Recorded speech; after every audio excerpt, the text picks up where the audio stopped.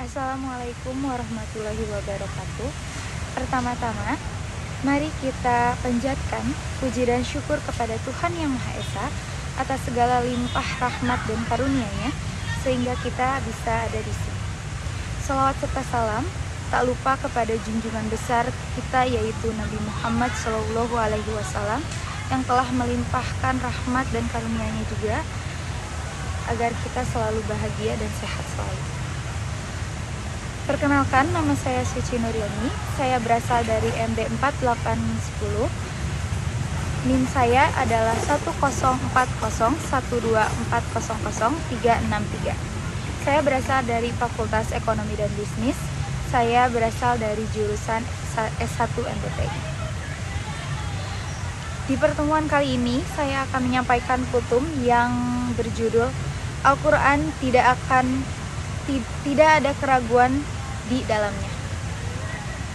Al-Quran adalah kitab suci yang Allah turunkan kepada Nabi Muhammad SAW sebagai petunjuk hidup bagi seluruh umat manusia. Dalam surat Al-Baqarah ayat 2, Allah berfirman, "Zalikal kabu la raiba fihi hudal lil muttaqin." Yang artinya, Al-Quran ini tidak ada keraguan di bawahnya, petunjuk bagi mereka yang berdakwah. Surat Al-Baqarah ayat 2. Ayat ini menegaskan bahwa Al-Quran adalah kitab yang sempurna dan penuh keagungan.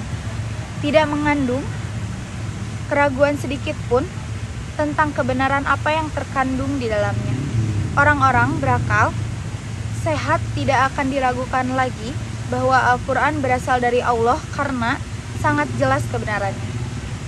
Al-Quran bukanlah hasil ciptaan manusia, melainkan wahyu yang diturunkan Allah melalui malaikat Jibril kepada Nabi Muhammad SAW sebagai penyempurna kitab-kitab sebelumnya.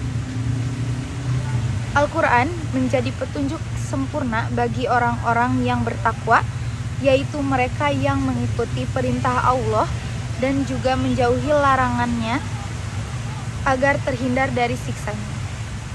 Meskipun Al-Quran diperuntukkan bagi seluruh umat manusia, hanya orang-orang yang berdakwah saja yang siap dan mampu mengambil manfaat darinya. Keistimewaan dan keotentikan Al-Quran, Al-Quran juga sering disebut Alkitab yang berarti wahyu yang harus ditulis agar mudah dipelajari dan diamalkan oleh umat manusia. Nabi Muhammad SAW memerintahkan para sahabat untuk menulis ayat-ayat Al-Quran sehingga terjaga keasliannya hingga saat ini. Sejarah membuktikan bahwa Al-Quran tidak dapat ditandingi oleh sastra manapun. Sebagai contoh, seorang sastrawan ternama Arab, yaitu Abdul Walid, yang diutus oleh para pemuka Quraisy untuk menguji kenabian Nabi Muhammad SAW setelah mendengar bacaan Al-Quran. Ia mengakui bahwa Al-Quran bukanlah syair, bukan pula mantra sihir, melainkan sebuah mukjizat dengan gaya bahasa yang sangat indah dan susunan kalimat yang memukau. Ia tidak meremehkan Al-Quran sama sekali. Para orientalis yang berusaha mencari kelemahan Al-Quran dari waktu ke waktu pun tidak mampu menemukan celah sedikit pun untuk meragukannya.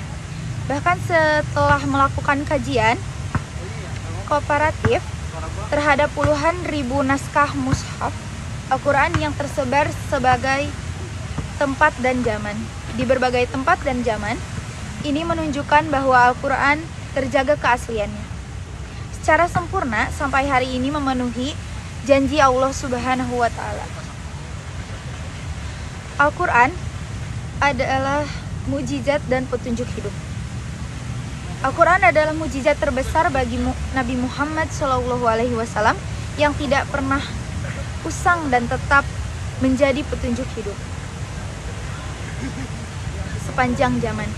Mukjizat ini berbeda dengan mukjizat nabi-nabi sebelumnya yang bersifat temporer.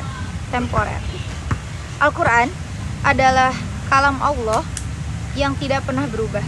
Tidak ada yang bisa menandingi dan menyainginya. Rasulullah Shallallahu Alaihi Wasallam bersabda, bacalah Al-Quran karena sesungguhnya ia akan datang pada hari berhenti sebagai pemberi syafaat bagi para pembacanya. Hadis riwayat Muslim. Hadis ini juga menunjukkan bahwa Al-Quran tidak hanya menjadi petunjuk di dunia, tetapi juga menjadi syafaat di akhirat bagi orang-orang yang membaca dengan ikhlas dan juga mengamalkannya. Sesungguhnya Allah tidak menurunkan sesuatu penyakit kecuali Dia menurunkan penawarnya. Maka bertobatlah kalian dan jangan berobat dengan yang haram. Hadis riwayat Abu Dawud. Hadis ini juga mengajarkan bahwa Al-Quran juga menjadi obat bagi hati dan jiwa, penawar segala keraguan dan juga kebimbangan. Jadi, kesimpulannya, Al-Quran adalah kitab suci yang sempurna tanpa keraguan sedikit pun, dan menjadi petunjuk bagi orang-orang yang berdakwah. Ia adalah mukjizat abadi bagi Nabi Muhammad SAW yang terjaga keasliannya hingga hari kiamat. Kita sebagai umat muslim wajib meyakini, membaca dan juga memahami dan mengamalkan Al-Quran agar mendapatkan petunjuk dan keberkahan dari Allah Subhanahu wa Ta'ala. Semoga kultum ini bermanfaat untuk menambah keimanan dan juga kecintaan kita terhadap Al-Quran. Sekian dari saya, mohon maaf bila ada kesalahan. Wassalamualaikum warahmatullahi wabarakatuh.